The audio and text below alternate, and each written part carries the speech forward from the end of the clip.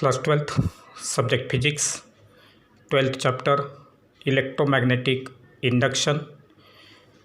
From this chapter, let us see the flux of the field, that is magnetic flux of the magnetic field.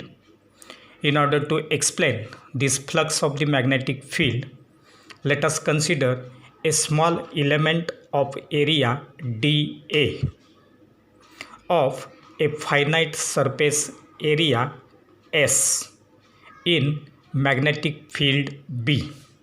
So this small surface area, that is small element dA of this whole surface S, is placed in magnetic field B. Now this conductor is traced along the direction of this arrow, so that C will represent that conductor and the direction is given by that arrow in which that conductor is traversed.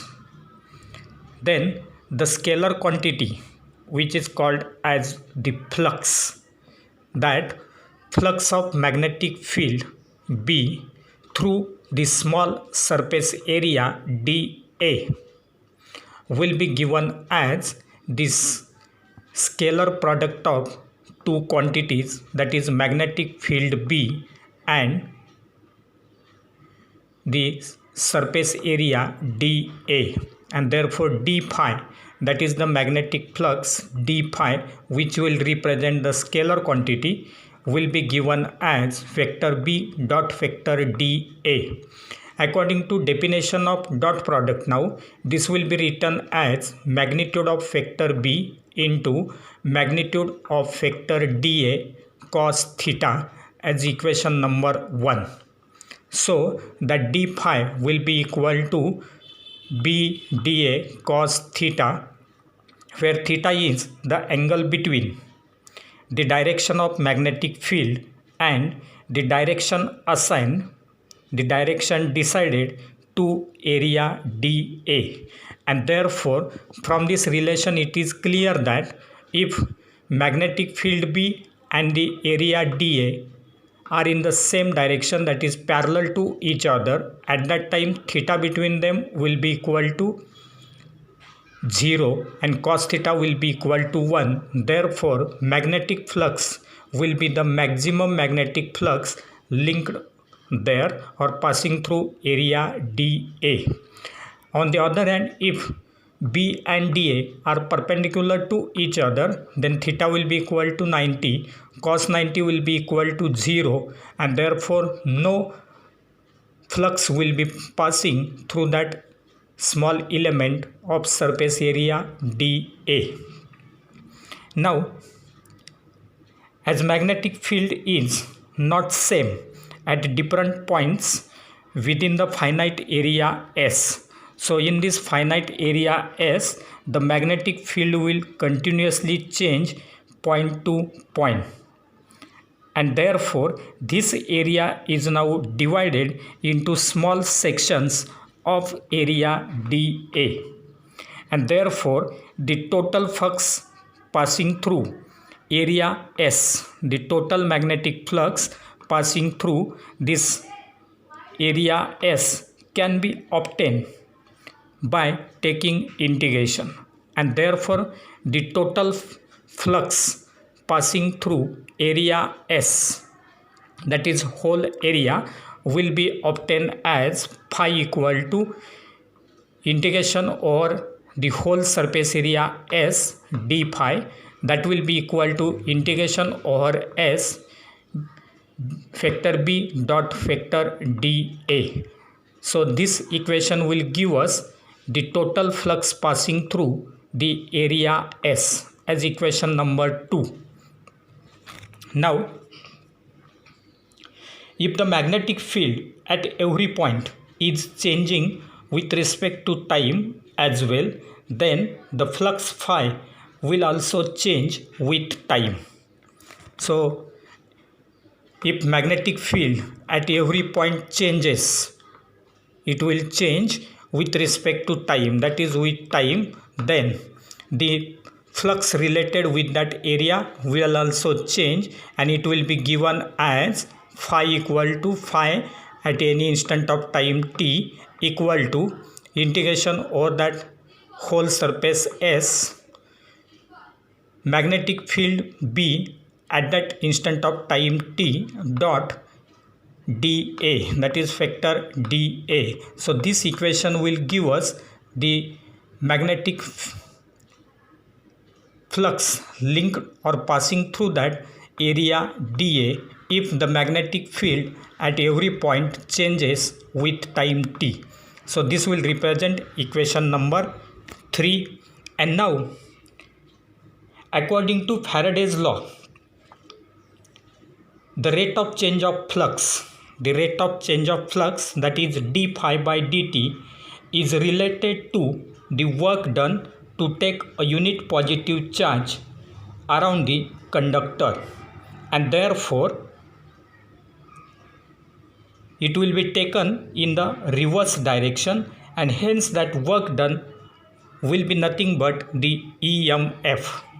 So according to Faraday's law, the rate of change of flux, that is d phi by dt, is related to work done to take a unit positive charge around the conductor C in the reverse direction, and hence this work done is nothing but the EMF, which will be given as EMF E is equal to, because that work done is the EMF, E is equal to, according to Faraday's law, minus d phi by dt, that is equal to minus d by dt of integration over whole surface S, magnetic field B at that instant t dot dA, as equation number 4. So this equation will be valid when that magnetic field changes with respect to time, and therefore E is equal to minus d phi by dt equal to minus d by dt of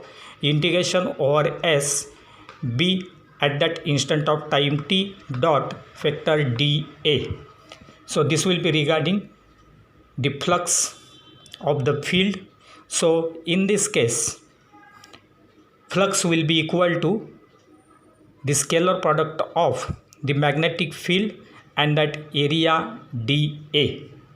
Now let us go for next point, that means the motional electromagnetic force. Now in this case we will consider two cases. Let us consider the first case A, that is translational motion of a conductor.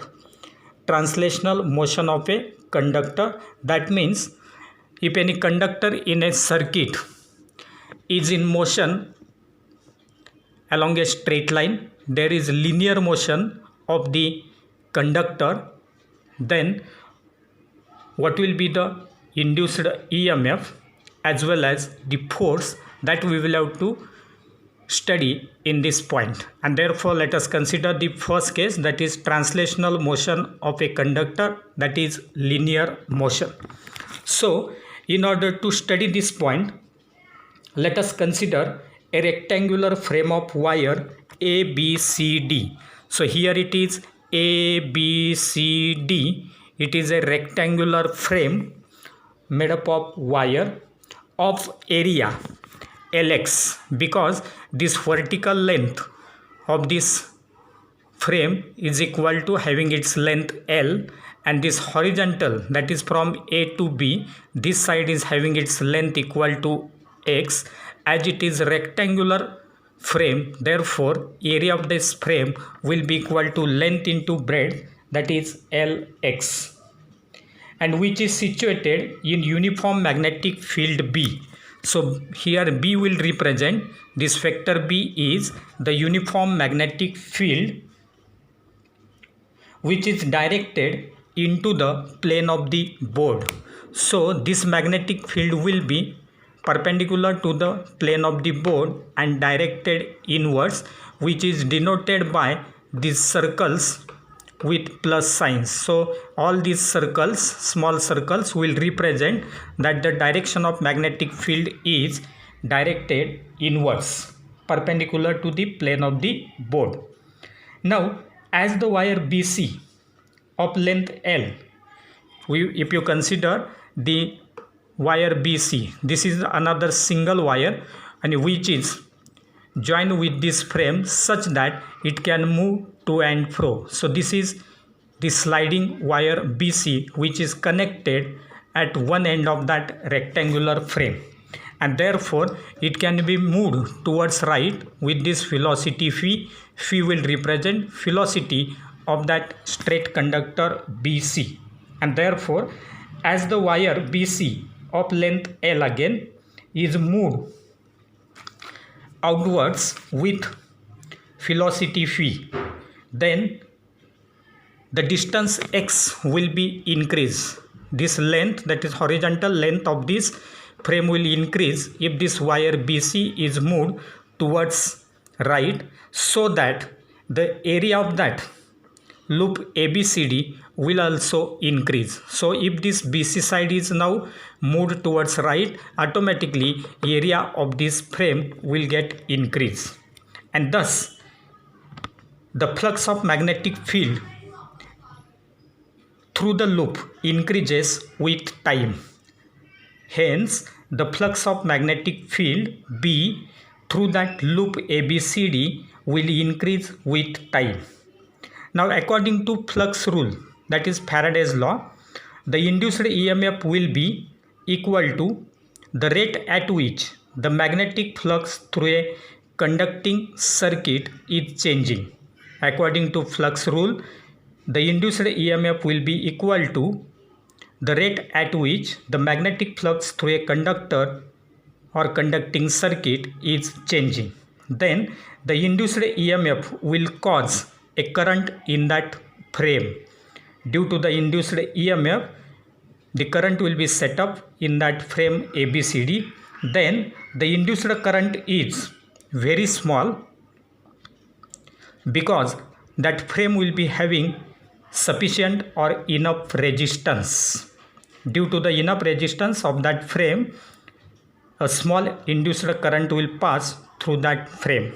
Now, as the flux through the frame ABCD is BLX, as the flux through the frame ABCD is BLX, because phi is equal to B into A, that is magnetic flux phi will be equal to magnetic field into area, because in this case magnetic field is defined as magnetic flux per unit area, and therefore magnetic flux phi will be equal to magnetic field into area.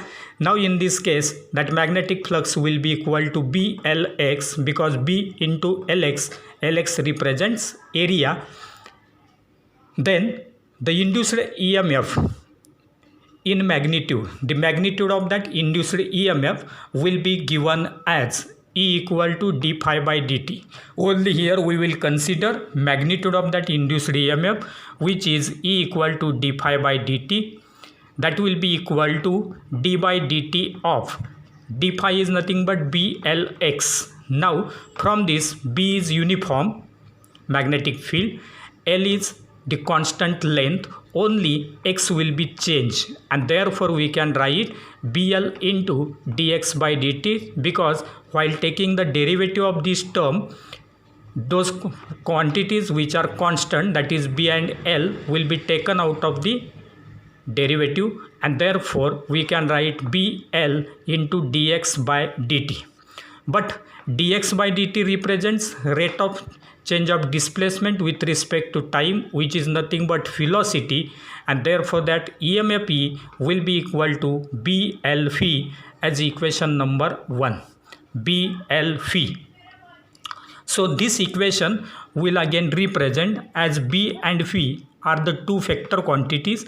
So B cross phi into L, that is B cross phi dot L, that will be the equation, that is E equal to BL phi. It will represent the EMF induced.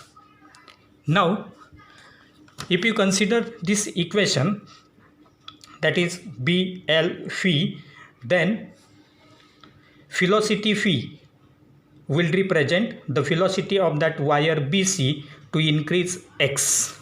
Now let us consider the concept. As current is flowing through that frame, that means charges are in motion, and therefore a charge Q which is carried along by the moving wire BC will experience Lorentz force. If you consider the charge Q which is carried along by the moving wire BC, it will experience the Lorentz force.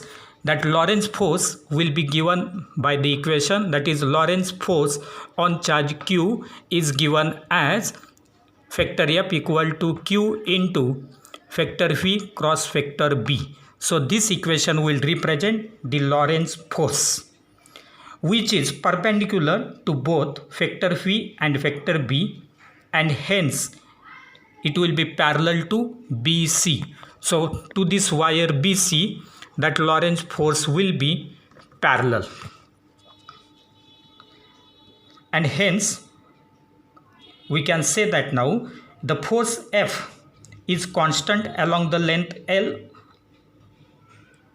of the wire BC and 0 elsewhere.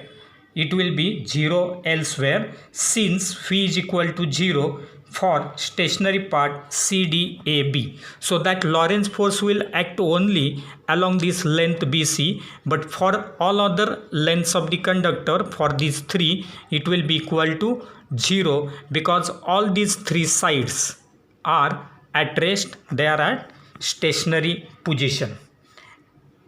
And therefore when the charge Q moves a distance L, when the charge Q moves a distance L along the length of the wire, the work done by the Lorentz force will be given as, the work done by Lorentz force will be given as, it is W equal to F into L, because work done is equal to force into displacement. Force is F, that is Lorentz force, L is the length of that wire BC, that will be written as F is equal to Q into V cross B. So it will be Q into phi cross B into L, but phi cross B is nothing but phi B sin theta, and therefore we will get Q phi B sin theta into this L. So this will be the work done W. Now the EMF generated in that wire is the work done per unit charge. EMF generated is nothing but it is the work done per unit charge, that is E equal to W by Q, and therefore we can write the EMF generated in the wire E is equal to W by Q, that is work done per unit charge.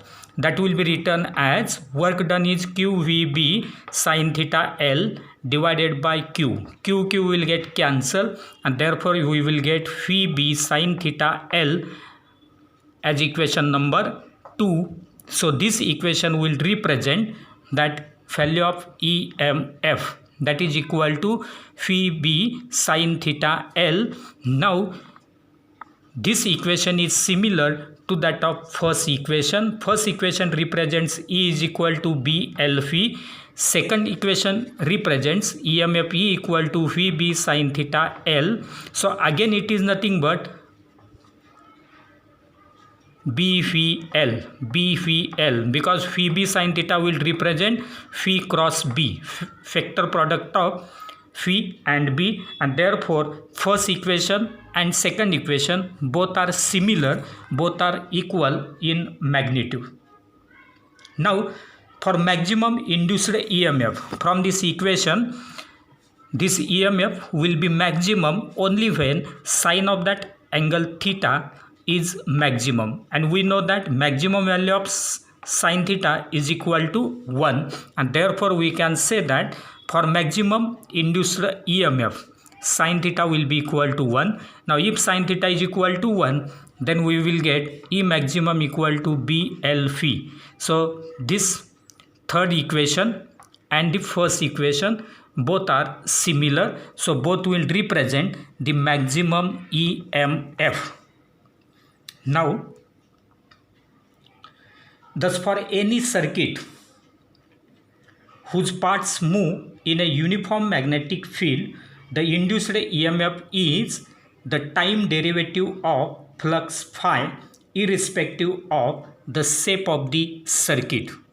The shape of the circuit will not change the value of that EMF, and therefore we can say that for any circuit whose parts move in a uniform magnetic field, the induced EMF is the time derivative of flux phi irrespective of the shape of the circuit. Similarly, the Lorentz force on electrical charges will be then given as the total Lorentz force on that circuit will be given as the total Lorentz force acting on the electrical charge will be given as factor F equal to Q into factor E plus factor V cross factor B. So this will represent the total force. Previously we have seen that the Lorentz force F is equal to Q into V cross B. In this case only we have considered those charges which are in motion. But in this case we will consider those charges which are at rest as well as which are in motion, and therefore that total Lorentz force F will be equal to Q into factor E plus factor V cross factor B, where factor E represents the force on the charge at rest. This E will represent the force which is acting on the charges which are at rest, and therefore F equal to Q into E plus V cross B. This equation will represent the total Lorentz force.